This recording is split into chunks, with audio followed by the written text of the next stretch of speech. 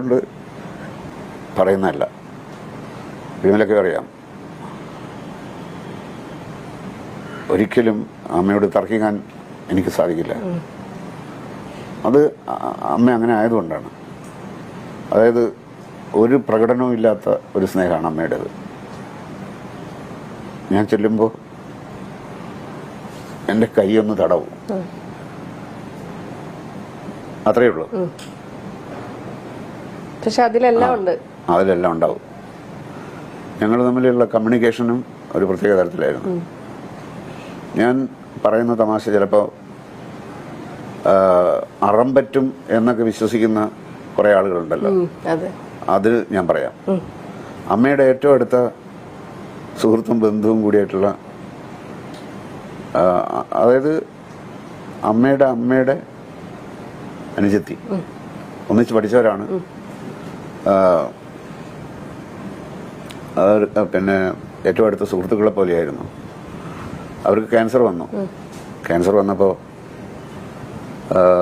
ചികിത്സിച്ചു. അവസാനം രോഗം ഭേദമായില്ല, മരിച്ചു. കുറേ ദിവസം അമ്മയ്ക്ക് ഒരു വല്ലാത്ത ഷോക്കിലായിരുന്നു അമ്മ. കുറേ ദിവസം ഒരു മാനസികമായിട്ട് ഒരു മാനസിക രോഗം വന്നു പോകുമോ എന്ന് പോലും തോന്നുന്ന രീതിയിലുള്ള ഒരവസ്ഥയിൽ അമ്മ ഇങ്ങനെ ഞാൻ കാണുകയാണ്. അപ്പോൾ ഇതെങ്ങനെയെങ്കിലും എന്താണ് ഇതിനൊരു പ്രതിവിധി?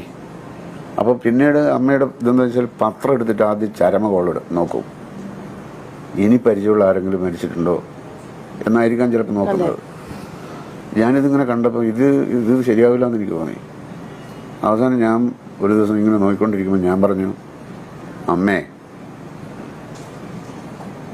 ഇങ്ങനെ മറ്റുള്ളവരുടെ ഫോട്ടോ നോക്കിയാൽ മതിയോ, സ്വന്തം ഫോട്ടോ ഇതിൽ വരണ്ടേ?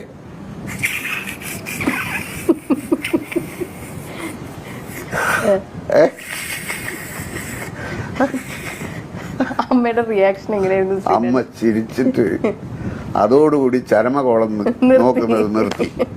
പിന്നെയും 33 വർഷം അമ്മ ജീവിച്ചു. അമ്മയ്ക്ക് ഏകദേശം ഒരു 60 വയസ്സുള്ള സമയത്താണ് ഈ പറയുന്നത്.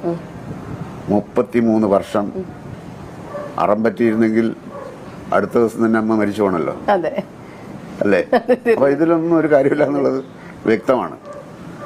ഒരു ദിവസം ഈ അമ്മ എന്നോട് ചോദിച്ചു, എന്തോ ആരോ പറഞ്ഞിട്ട് ഞാൻ ആരോ കല്യാണം കഴിച്ചു എന്ന് അമ്മയോട് ആരോ പറഞ്ഞു. ചിലപ്പോൾ വിമലെ തന്നെ കല്യാണം കഴിച്ചു എന്നായിരിക്കാം. എന്തായാലും ആദ്യമായിട്ട് അമ്മ വികാരത്തോടെ എൻ്റെ അടുത്ത് സംസാരിച്ചു. നിന്റെ കല്യാണം കഴിഞ്ഞു. അമ്മ കരയാണ്. അപ്പൊ ഞാൻ ചോദിച്ചു,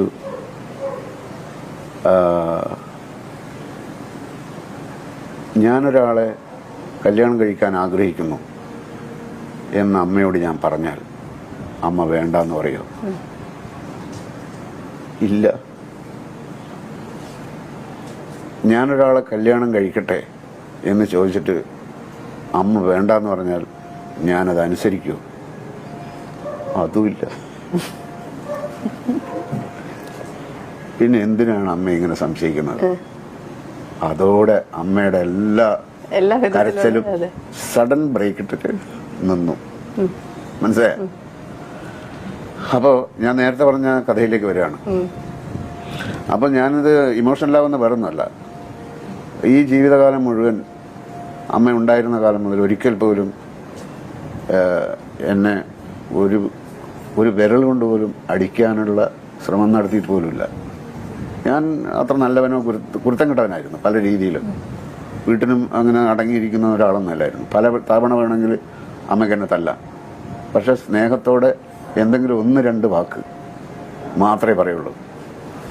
അതെന്ന് പറയുന്നത് അത് ഈ കാലത്തിലൊക്കെ അങ്ങനെയുള്ള ആൾക്കാർ കാണുമായിരിക്കും.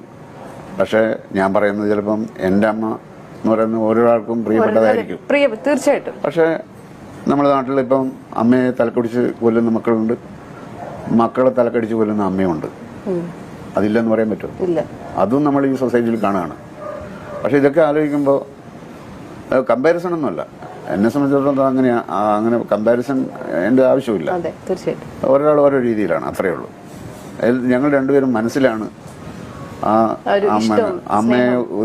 അമ്മയോട് ദേഷ്യപ്പെട്ടിട്ട് ഒരു വാക്ക്, ഒരു നോട്ടം എൻ്റെ ജീവിതത്തിൽ ഉണ്ടായിട്ടില്ല.